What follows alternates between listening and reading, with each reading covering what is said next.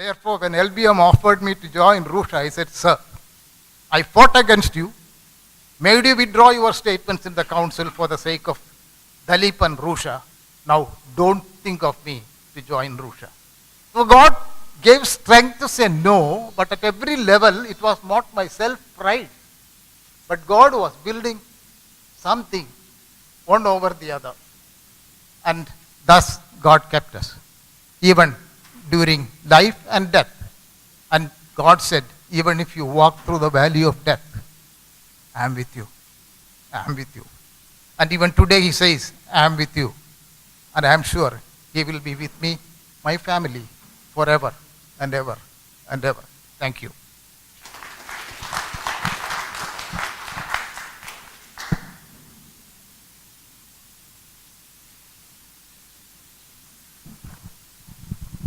Thank you, Vijayan. It's really amazing how Dalip and Joyce and Vijayan combined together at CMAI and all the work that TLM, NM and Susie and Alex and Becca and all these integrated, these connections, this network that has been going on and all this pioneering work like Meghanathan and Sarawak Sabha and Philip Jonas did in Pune. Amazing stuff. I'll ask Ashok, where's Ashok? Ashok, can you come and say a few words? And then Molly after that. Just a few words. It's amazing also the tragedies that have developed. We've heard about Madhu and Keith, and then also all of us know about Lily and their son Jason with severe autism and severe illnesses and suffering that have brought people closer. Ashok? Thank you, Raju. Where do we start? I'll start at the beginning. I joined CMC as a non-sponsored candidate. Some of it is written in the book. No, well, that is part of history. But then joined as a candidate, as a sponsored candidate, and decided to work in the mission hospital because when I became a college-sponsored candidate, the college wanted its candidates to work in CMC. I refused to do that. I spoke to Dr. Fenn about it, and I said that I had a letter from Dr. K.G. Koshi, the same person who wrote the letter recommending that Falis be the best incoming student. I got a letter from K.G. Koshi to say that I could work in a mission hospital of my choice. So after internship, we went to the mission hospital. But before that, while I was doing internship, and I say this with some amount of pride, Keith and I decided to go and work among the refugees who were coming from East Pakistan. The reason again is very simple. I chose to do that because I didn't like gynecology. I didn't want to work with Dr. Kunduz or Dr. Paranjodi. I decided to go and spend there. Believe me, when we first entered the camp, they said, where's John? They said, doctor, there's an emergency. Would you please come and handle the emergency? We had to go across the river. We couldn't get there in time. This was a lady who had delivered and died during delivery because of a hand prolapse. So here I was running away from gynecology and landed up in gynecology. Came back, did my internship, and I went to a place called Chinchpada. Chinchpada is in the middle of Maharashtra, and I went there. I had an interesting experience. You had to go from, can you hear me? She died. She died, and I'll come. She died, D-I-E-D, dead as stone, and they tossed the body into the river. Well, I went to Chinchpada, not knowing Marathi, Hindi, Gujarati, or anything, and I had to go to Bombay, Central Railway, cross across to Western Railway, and I said, Bombay is the place where my friend Gulu lives. Perhaps she'll be on the station to meet me and to say hello. She wasn't there.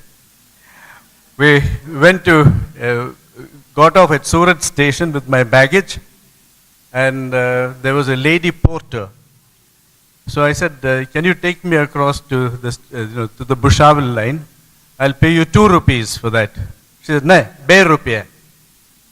And we kept arguing about 2 rupees and bay rupiah. And somebody came to me and said, look, 2 rupees, 2 rupiah in Hindi and bay rupiah in Gujarati mean the same thing. Just accept it.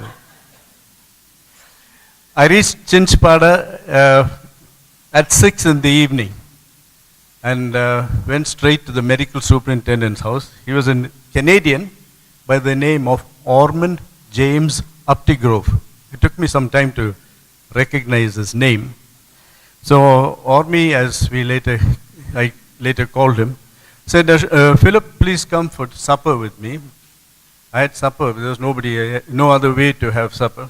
I had supper, and then, he was very unhappy at seeing Indians as doctors. I don't know why. Remember, I had just finished my internship.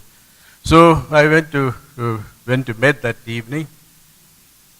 Early morning, I went to the hospital, looked around. I couldn't find Ormy anywhere.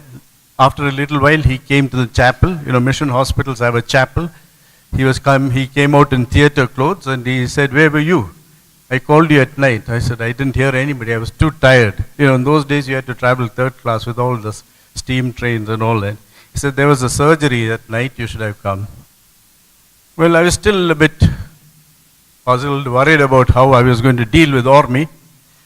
We went on rounds and he said, what would you like to do? I said, I would like to do medicine. I just finished my internship posting with Pulimut, so I knew a little bit of medicine. I said, I'd like to do medicine. He said, you can join me. I'm the professor of medicine. I'm the professor of surgery. I'm the professor of pediatrics. I said, stop. I got it. I've got it. I'll join you. So we went on rounds and this Canadian, big, huge fellow, he tried to impress me wherever we went and so on. So we went round, I saw a person with the engorged neck veins. I took the pulse. I lifted up the hand.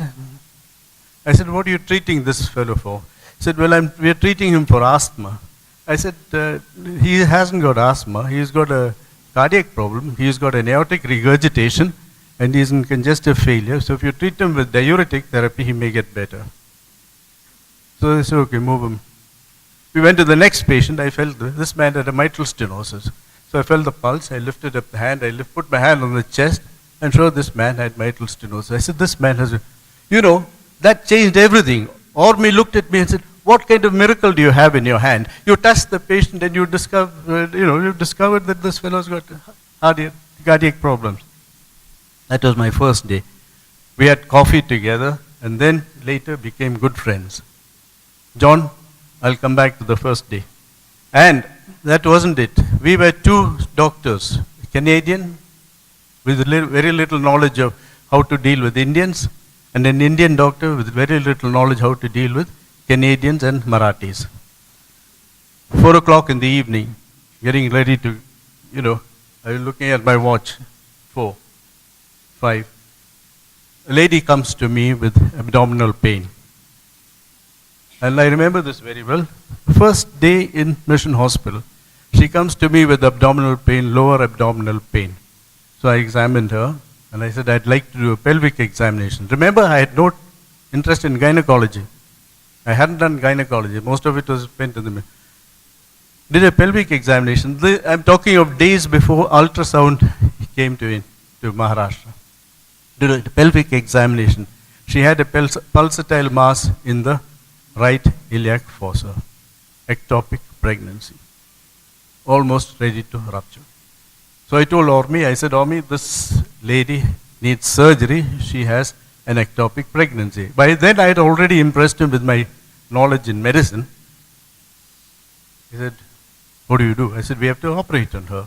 So we took her to the operating room and I was there with my hands folded, standing and watching him. He said, what are you doing? I said, I'm going to watch you operate. He said, you're going to be in this hospital. If I'm going to operate, you also have to operate. So please scrub up and come. So I went scrubbed up and he said, you can give the spinal. Spinal? He said, that's the last thing I wanted to do. He said, this is how you do the spinal. And there he showed me how to do spinal anesthesia for the first time. At that time we had anesthesia, hyperbaric spinal anesthesia. So he told me how to, manage the patient so that the level of anesthesia would be at one point. We turned the patient over. He said, okay, now you can operate. I said, operate? I've never done this in my life. He said, no, stand on the right side and you operate. He said, you make the incision. I made an incision. It looked like a line on a piece of paper that my grandson draws. He said, that you'll never get to the abdomen that way. You have to operate. So he held my hand. We operated. He showed me how to identify that ectopic pregnancy. He showed me how to put a clamp, to put the sutures. First day in surgery. First day in the mission hospital. I had done a spinal anesthesia. I had done an ectopic pregnancy. We didn't look back after that. I kept operating. Now somebody said, John, you have done 300 cesareans? I'm a physician, a trained physician. And believe me, I've done a few cesareans myself. But let me tell you of some of the cesareans that I've done. I went to Kotagiri as a physician, and I went there because my father was ill. He needed to be taken care of. I went there. And the first patient I saw was Abdul Latif. Latif had mitral regurgitation. He was in congestive failure. He needed valve replacement. We treated him. He got better. And then we discovered they needed people to deal in gynecological problems. Remember, no training in gynecology, except the mission hospital work that I did. And we started all kinds of things. We started gynecology by doing tubectomies. And then I said, well, if you come for tubectomies, I said, we'll do the tubectomy. We will also, no, you're not going. You have to listen to this. If you do tubectomy, pardon? Yeah, it's going to take time, my friend. If I'm going to do a tubectomy for you, I'm going to do the repair of the abdominal hernia also. So we started surgery that way. Tubectomies with repair of abdominal hernias. And so it went on and on. Let me tell you 2 or 3 incidents that occurred. There was a patient who came to me from the village, and she had come because she had had a pregnancy. I did a pelvic examination, and the cord had prolapsed. She was almost at the verge of delivery, very bad thing. So we took her up for surgery. We did the surgery. I was closing up the wound when she said, this was my first baby, and she collapsed. Believe me, I almost collapsed, but Molly, who's an anesthetist, said, don't worry, we'll manage. We resuscitated the patient. And all through those years, I was in Kotagiri for 15 years, all through those years, we managed to do these things. It wasn't only surgery. I established the first intensive care unit in Nilgiris. We did a lot of work in cardiology. We did a lot of work in hand surgery. We did lots of things in Kotagiri. Well, at the age of 58, I wanted to retire. It didn't work. At the age of 65, I wanted to retire. But then, that didn't work. An opening came. I joined the medical college. 58, I joined as the senior most assistant professor in any medical college.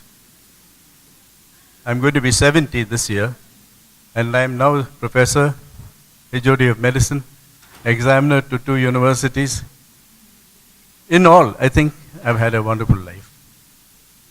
I want to tell you and share just what Vijayan and others have done. All through my life. All through my life. And I think it's the same with all of you. I've heard the same thing from each one of you, how God has shown each of us the way. Each of us have had very, very differing lives. Each of us, and when I look back and look at what you've written in the book, each of you have done such marvelous work. And I feel that among the lot of us, I am the one who has done the least. You've done wonderful work. And I'm very proud, very happy that I'm part of this batch.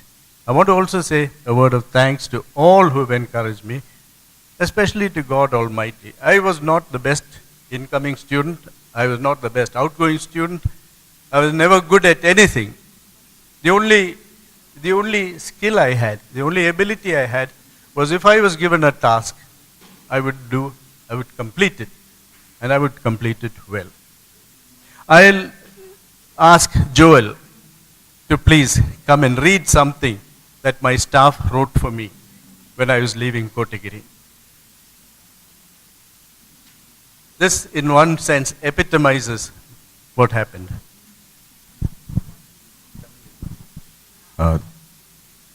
உன்னை நேசித்த எங்கள் இதயங்களை நீ வாசிக்காமல் செல்வது நியாயமா சொல். எங்கள் முகங்களிலெல்லாம் முகாந்தரம் அமைத்தவனே, எங்கள் முகாரிகளில் உனக்கு கேட்கவில்லையா? முத்திரை பதித்த உனது சித்திரை சொற்கள் எங்கள் நித்திரையை கெடுப்பது நியாயமா சொல். எத்தனை இதய ஓட்டங்களை சீராக்கியவன் நீ, இங்கே இன்று எங்கள் மொத்த இதய ஓட்டத்தையே நிறுத்த பார்ப்பது நியாயமா சொல். உனது கரும்பு வார்த்தைகள் கடினமான போதும் நாங்கள் கலைந்து போனதில்லை. உனது இனிய இதயம் இரும்பான போதும் நாங்கள் இருண்டு போகவில்லை. நீ ஆடி காற்றாய் எங்களை அலைக்கழித்த போதும் நாங்கள் அழுது பார்க்கவில்லை. நீ உனது நெற்றிக்கண் திறந்த சுட்ட போதும் கூட நாங்கள் சுளித்து போகவில்லை.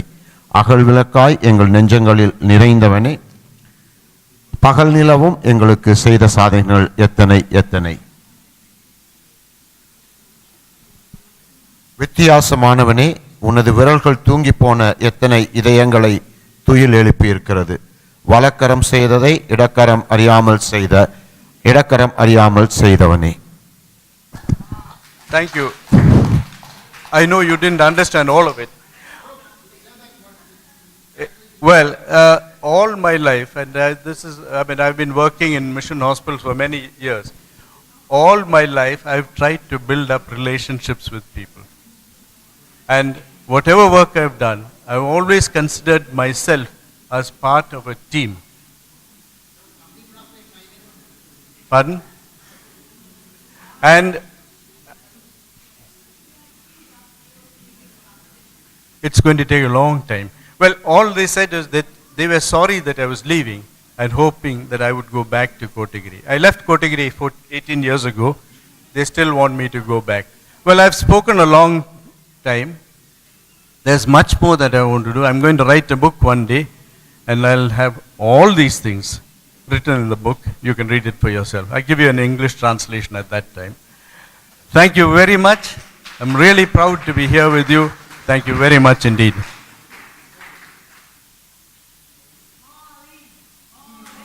Thank you, Ashok. So Molly, tell us a bit about what Zach did, because we heard only a little bit about his palliative care work. So do come. Everybody give Molly a good clap.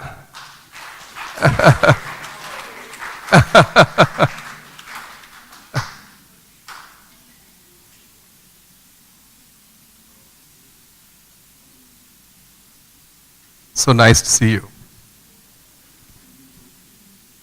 And you too, Raju.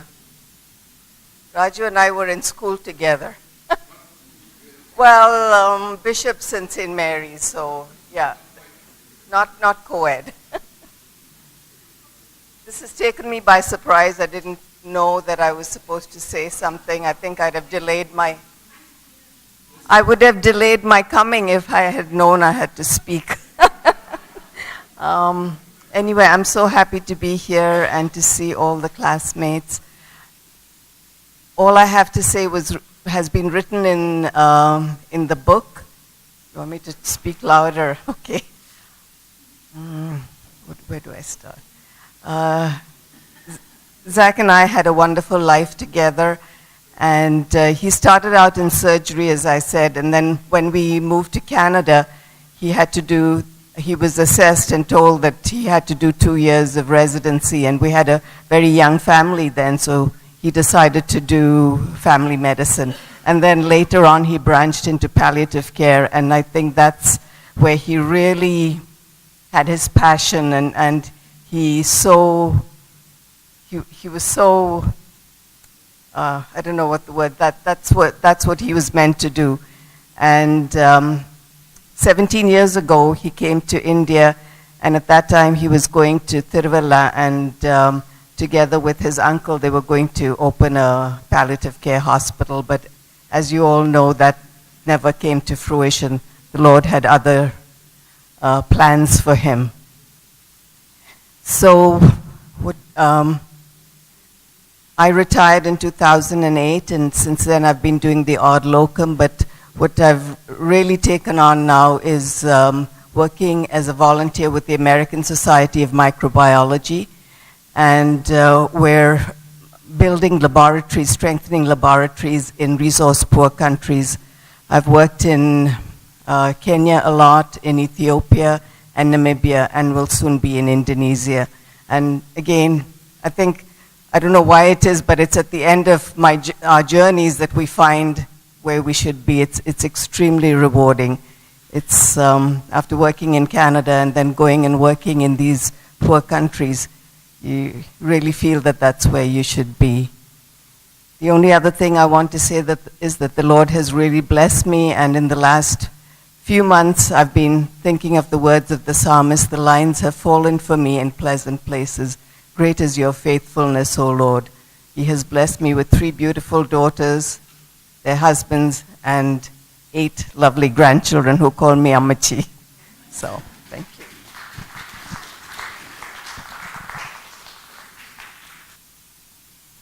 Thank you, Molly. That's 8 grandchildren. How many have 8 grandchildren here? Oh, 2 more to come. So that's 10. Anybody got less? 5? How many have 5? 5, 6, 7. So we have quite a few. 3? How many have 3? 2? Oh, good. 2 is the number, yeah. 2. 1, 4. How many have 4? Oh, great. So we've got quite a lot. On this note of happy families and grandchildren, I'm going to call on Raju to finish up this session of sharing. We've heard from everybody but you. Oh, okay. No, it's been so... How many have delivered their own grandchildren, Susie asks. 1, yay. Oh, Florence. Did you do a cesarean section on her? No. You were there.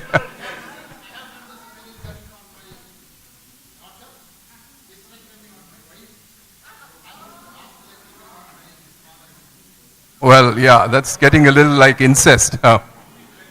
How many have delivered their wives? Two have delivered their wives. So an amazing assortment. By the way, how many microbiologists do you have besides Molly? Kasturi, you're a pathologist. How many pathologists? Who's gone Joyce's way? How many pathologists? Shamala, Rita, Kasturi, Rohini, are you a pathologist? Shamala, yeah. You're a pathologist. Oh, great. Okay. I thought I'd only have 5 minutes, but I seem to have 12 minutes. So I'll say a little bit about myself. Actually, I was quite influenced by CMC in a negative way. A lot of discussions with people like Faliz and Murthy and Sitaraman made me think that, look, have I really examined all the ideologies of the world, all the religions of the world? So I determined, and then I heard a lot of people, I felt so privileged to be in Velo. I remember Molly saying, surprised that I got into Velo. Saying, no, you didn't say that. But where I saw so many people against being sponsored, you want to say something more? By the way, this is all videoed, so you can listen to the video again and make notes, and we'll probably try and transcribe it, and then you can edit it and add to it. I saw so many people who were against finishing their sponsorship, and I was so grateful to be in Vellore that I made up my own work in working in missions. I worked with Mother Teresa of Calcutta. Then I went abroad and worked in a mission hospital in Israel. That's where I met my lovely wife. But before that, I studied Hinduism, and then I studied Islam, and then I studied Judaism, and then Christianity. That's how I ended up in Israel. And I think you heard how my wife met me, but she hasn't told. No. I was in Israel, and there was this fascinating, there were lots of patients. All the Arab patients all crowd around. So how to control this crowd? What I did was I had to get them in these different booths and ask them to undress and keep them there, and then go one after the other. So once they are undressed, they find it very difficult to come out of the curtain because, you have to hold that thing at the back. And then one of the nurses very very astute nurses. She said, "Doctor, you better come and see this girl." I thought, why is she asking me to come and see this girl? I went there and discovered this girl who was pregnant, didn't know she was pregnant, and she was about to deliver a baby. And she was a Muslim. And so we rushed her from the back into the maternity ward, and there was Catherine to deliver her. And the way she delivered her so enraptured me. No, she's a wonderful girl, but you know, I always studying Islam and studying Judaism and studying Christianity. I remember asking her, "What if I became a Muslim? Would you still marry me?" She said, "No way." You know. So for that reason, for 2 years we didn't meet. And finally, when I was convinced that Jesus was the way, I joined a church. And then, amazingly, she rang me. She didn't contact me for those 2 years, and then she amazingly called me. And then we got married. We joined the church, and by coincidence, I was in neurology, and I happened to work with the 3 neurologists in England who liked Indians. And that's how I got into neurology. And I worked at the Hammersmith, and I worked at St. Thomas's, and and then finally ended up at the National Institute of Neurology. I had always a trouble deciding between neurology and psychiatry. Finally, I decided to go for the real brain rather than the imaginary brain. That's not something against Follies, but the real brain and the imaginary brain. And so when we joined the church, people said that they came to me thinking I knew psychiatry. Actually, I didn't know any psychiatry. The psychiatrist in England is to just release us registrars to the patients, and then you had to learn on your own. And I learned all about bipolar depression and schizophrenia, mostly from my patients. And so I started the Association of Pastoral Counseling, traveling around England. We tried to come to India to work with Vinod in 1979, but we were rejected by their mission organization. Then I tried to come to work at CMC, and K. Mathai said, "No, you have to go back and do your MD, and you have to do your DM, then only you'd come." And I was about 40 by then. So we gave up. I thought we would stay in England, and I was fortunate enough to be made a consultant neurologist there. And then we raised money, as you found in my auto sketch, for the Third World. We ran restaurants. Over Christmas, we had about 20,000 young people. They'd take an empty shop, and they'd go to their church and get frozen food and put it there. And then we had a eat less, pay more restaurant, that is during Christmas. So we didn't affect anybody's giving except those who came at Christmas during the Christmas shopping period. They'd say eat less, pay more restaurant. And by the time, the British have a very strict dietary laws, hygienic laws, but they only catch up with you after 3 or 4 weeks. So 3 or 4 weeks before Christmas, we had these eat less, pay more restaurants.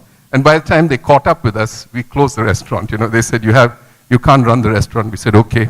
We closed the restaurant. So 3 or 4 weeks, the first year we raised nearly £2.5 million and distributed to social organizations all over the world. Over the following 7 years, we raised nearly £5 million.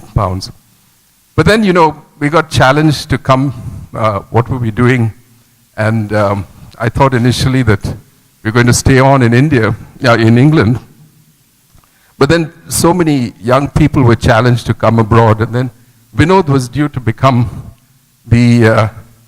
was in Chinchpada, and he was going to be the medical secretary.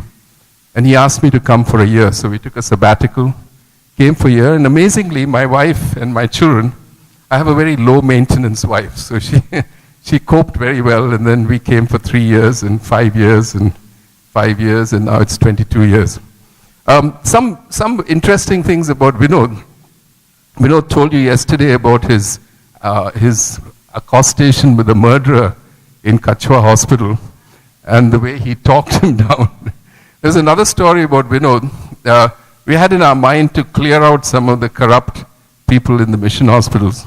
So one night we took an ambulance and traveled from Chhatarpur to Seoni district near Jabalpur. And there was an administrative officer who was suspected to have murdered somebody. And we went at 2 a.m. in the morning, took out the books, and found out that he was corrupt and asked him to resign. He was so startled.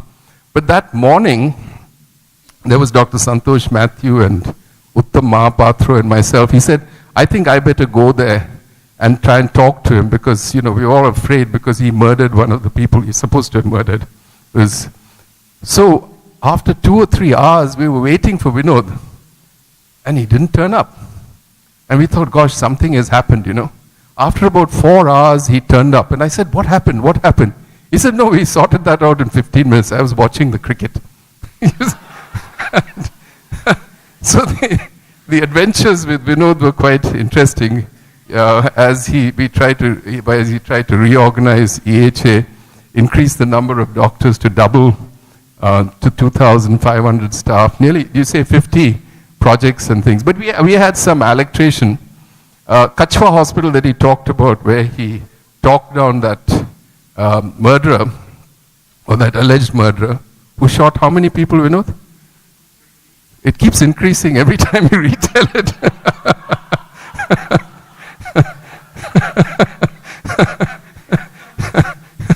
You sure it's only 20? Okay. That's the last thing. But the Kachwa Hospital, we tried to renovate it and we tried to put money into it. We tried to put new doctors into it. But after about 10 years, it was 2.7 million rupees in the red. And they were about to close it. And one of the staff had been beaten up, and there was violence in the area. And Vinod was the CEO of EHA then. He said, we'll close it. I said, no, don't close it, because missionaries had been there for 100 years, and why are you closing it? He said, no, we can't keep on underwriting this debt. No doctors were going there. There were only 5 or 6 patients. So then Vinod was in the US. And the acting CEO there was a guy who was junior to us at CMC. So I went to him and I said, what if we go there? He said, are you sure you'll go there? I said, yes, we'll go there. And then Vinod wasn't there, so we quickly signed an MOU, and he signed out the hospital to us. He said, he'll transfer all the staff, but we shouldn't expect any money. We shouldn't expect any doctors. And I said, in return, you shouldn't make us pay the debt. And so we started about 12 years ago in this hospital. 5 or 6 patients. We had 1 nurse and 1 doctor, and we used to see these patients. And now, the hospital, we see about 30,000 patients a year. We've done about 10,000 cataracts. And we've started nearly 100 schools, primary schools. We've done 10,000 people with vocational training. We've got hundreds of churches there. We're trying to teach people how to be involved with the community. And we've just handed over to a new set of leaders. And I'm fascinated with a lot of things that are happening in the country. One of the things that fascinate me is the Christian contribution to nation building. NM was talking about training our younger people, training leaders. And that is the big thing. Christians are like mice. You shout at them and they'll run under the cupboard. And this is what the Hindutva folks want to do. I was beaten up by the Vishwa Hindu Parishad and the Shiv Sena. I had 2.5 years of court cases. And they said, you run the hospital, but don't preach the gospel. And my response to them was, well, I'll run the hospital and I'll preach the gospel, but I'm not doing it in your house. You don't need to come. Like that, we went on with the things. Vinod was talking about, I had a mafia people wanted to chase us out because they wanted the land. And one of the guys came with some gunmen and said, take down the case, otherwise we'll, I said, we don't have any guns. Why? You're not threatening us. So I did what Vinod did. I said, come, have some tea. And I served them some tea. And they refused to, because if they accept tea, then they are friends, So I said, what? You're refusing tea from an old man?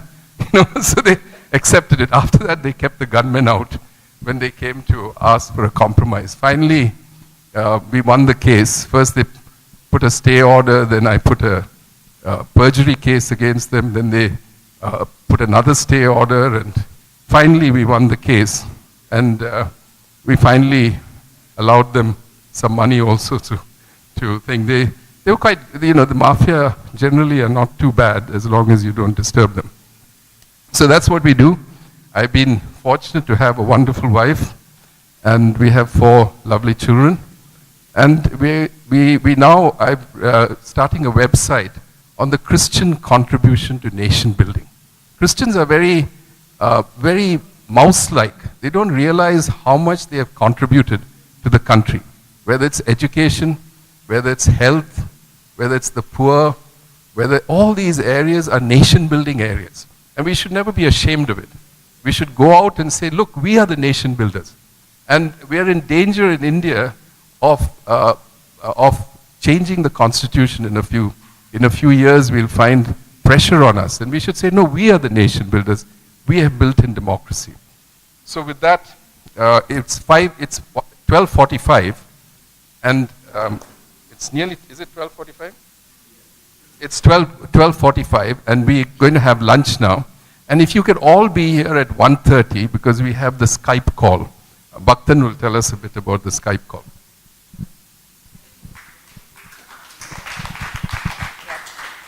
Before Bhaktan briefs us about the Skype, just a couple of quick announcements. I think there's been some discussion, and the consensus is we drop the press conference. The consensus is that we drop the press conference. Is that right? Yeah, okay. So that's one item off the agenda. So we are left with 2 Skype sessions, about which Bhaktan will brief us. So we are going to squeeze lunch into a 45-minute segment. Last night, some of us had the privilege of meeting with Binayak over dinner, and he will be with us again tomorrow at lunchtime as well. So I just wanted to share that information with you. Yeah. And then the class meeting, which Dalip will be chairing. Dalip? You're chairing the class meeting after the Skype session.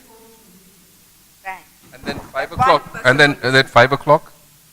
5 o'clock we have another one. Can you just tell us about this? Only a handful of people have desired to participate. Only a handful of people really want to participate. Arthur, Kamala, Lily, Murthy. Sitaram is ill. I don't think he'll be. Sitaram might not be able to make it to the camera. Now, I've sent them all invitations.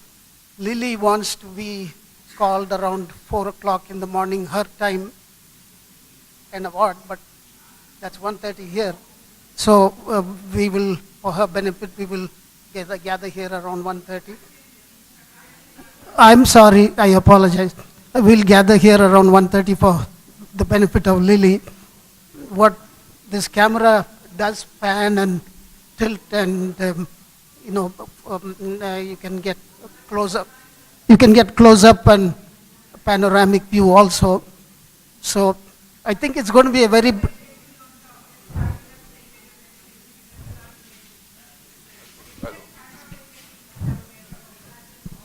okay. What I thought we'll do is, it's going to be very brief session. I think they might not be interested in the content of our discussion. More probably they're interested in seeing us, saying hello and stuff. So one of the things I thought I'll do is I'll pan the camera so everybody can be seen. And was there something else you wanted to say? Just so everybody will be back by 1:30, correct? Everybody off for lunch and back in 45 minutes. It's 12:45 now, and lunch should be ready. Thank you. One question, please. There was a popular request for slide presentation of the pictures we have on Google Docs. When he presents the financial data, Do you folks want to watch the slides at the same time?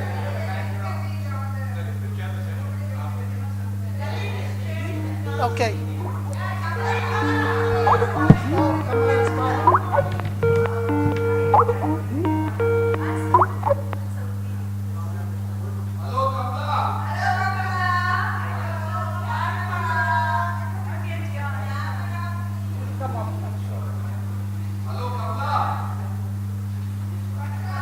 Hello.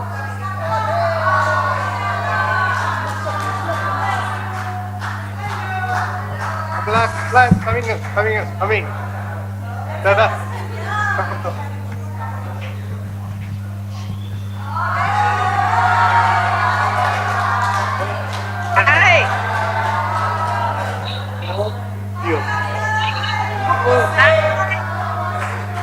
We're all there.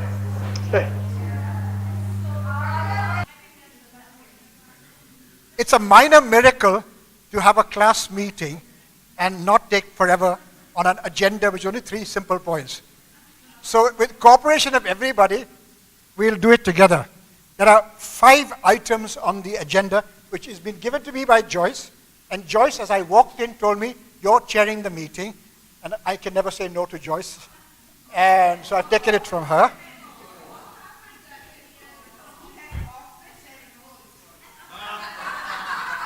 Usha, the message didn't reach me. Did she? It's too late now. Okay, now we'll do this together and we may have a little bit of fun on it. But first, the boring item. Somebody has to tell us a little bit about the finances and what has we spent, what has happened, and Vinod is somewhere who's going to tell us about finances. So Vinod will bring us up to date, and then we'll see what more we have to do and how to manage finances. Yes, Sam. Point of order, point of clarification, or just shut up.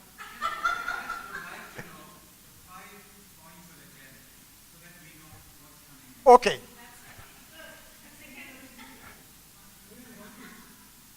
I don't normally take instructions from men, but Sam, you're an old friend. For old time's sake. Okay.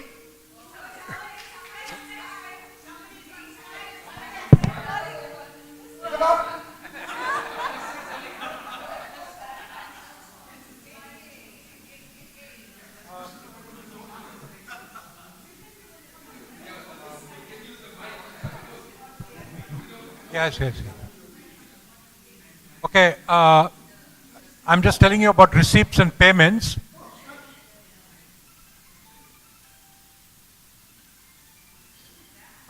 We received something before the reunion. A lot of you sent checks. That was about 1,05,850. And then we collected from all of you in Yelagiri. That worked out to 2,46,650.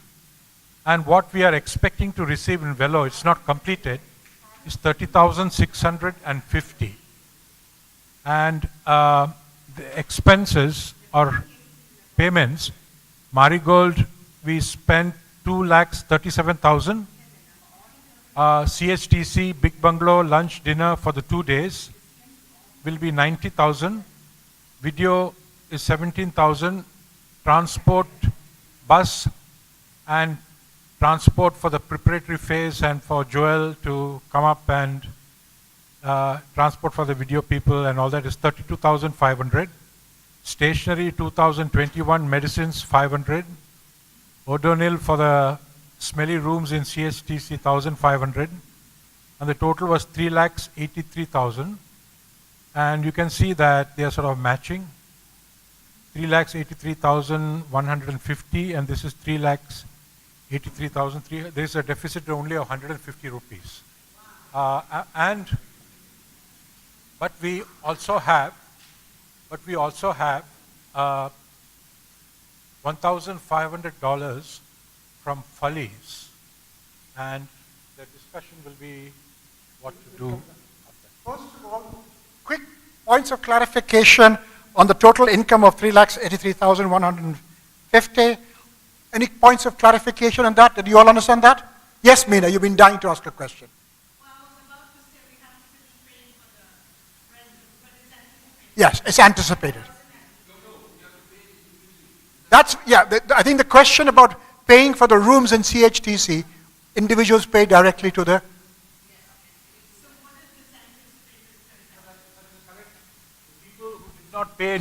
People who did not come to Yelagiri and people who only came here, they have to pay for part of the rental here and of this auditorium, their share of the lunch and dinner and all that. So, Yes.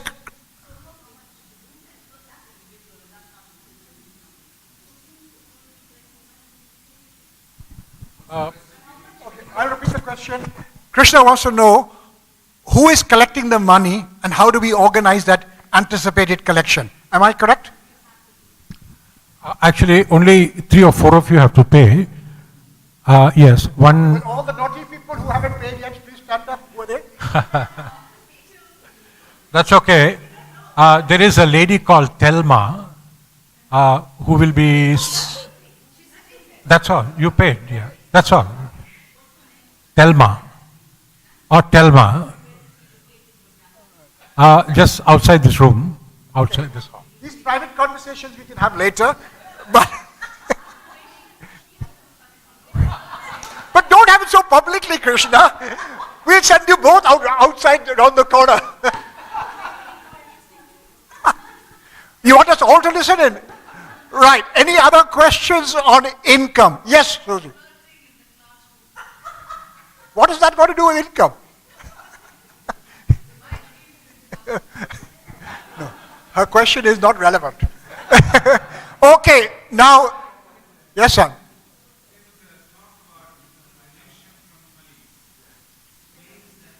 We'll come back to that. Let's first finish the what? No, 5. No, not yet. Catch the class finishing it. And money, first item, will take a little longer. First item is reunion. Finances, Vinod was to lead that. Second, auto sketches. Do we need another edition? If so, how do we pay for it and what is it for? Third item, songbook. It's a gift from the SAMS to the Alumni Association. What should we do with that in the future? Fourth item, website. 1964 batch, Follies and Bhaktaraj have offered to do some follow-up. And the fifth item is an item that is confidential just now. But I will bring it up because it's on my list.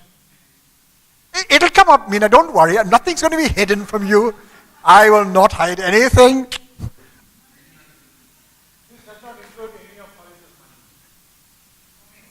But Sam's question was, if that money is supposedly available for the class, how do we use it and what is it for? Am I correct, Sam? Well, that is really the agenda of the items. Sam, we'll come back to that at the end when we see what else we want to do. That money might help us.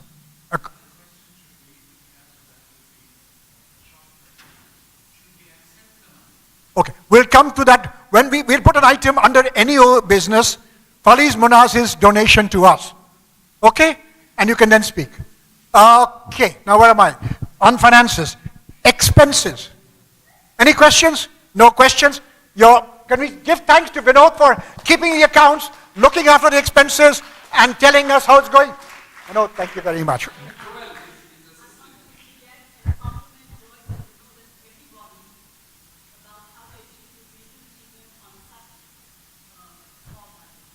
Under any other business, can you give the vote of thanks, please? Not so now. Let's finish the subjects. Yes, of course. Not now. At the end, any other business.